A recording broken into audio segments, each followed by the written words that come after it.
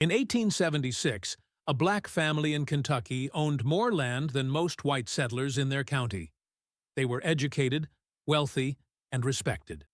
By 1876, he owned 340 acres of prime Kentucky farmland, more than most white families in the county could claim.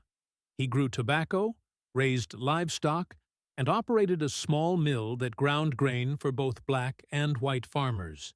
He married Elizabeth, a woman who had taught herself to read using the discarded primers of the white children she'd once served. Together, they raised 3 children: Marcus, 17, sharp-minded, and already attending a black college in Nashville; Sarah, 14, who could recite poetry and solve algebra; and little James, 8 years old, who practiced his letters every night before bed. The Foster family was everything Reconstruction promised. They were proof that black people didn't need white paternalism, didn't need to be controlled or managed or kept in poverty for their own good.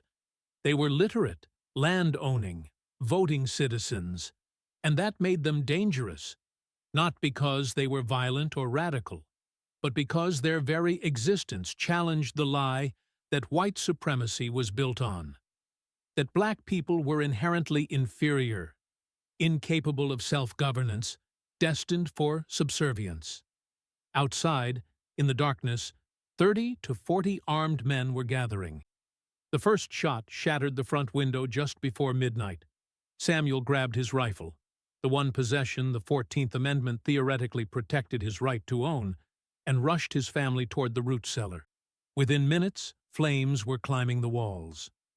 Samuel Foster fell first, then Marcus, both cut down in the home they had built on the land they had earned.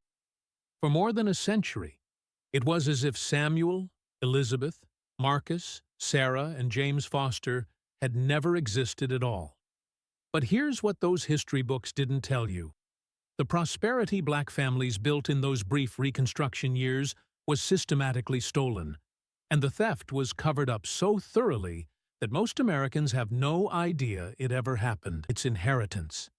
The inheritance of land seized, businesses burned, families destroyed. And here's the part that should make your blood boil. Those 340 acres the Foster family owned? Today, it's a golf course and a luxury subdivision.